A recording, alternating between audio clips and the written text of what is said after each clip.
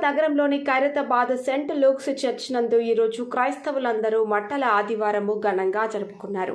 కొబ్బరి మట్టలు పట్టుకొని పాటలు పాడుతూ ఊరేగింపు చేశారు.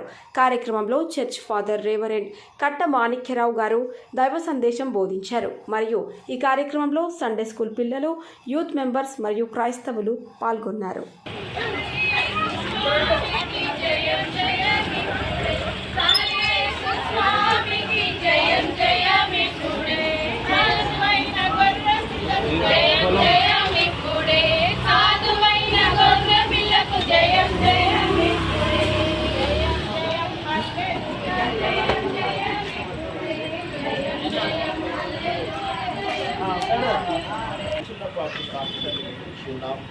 మా సాక్ష్యం ఆశీర్వదించమని అనేకులకు సాక్ష్యం ఇచ్చే మా జీవితాలను మేము క్రమపరుచుకొని మిమ్మల్ని మైపరచుకునేగా మనందరినీ చూపించిన ప్రార్థిస్తూ చిన్నగా భయపడతారు.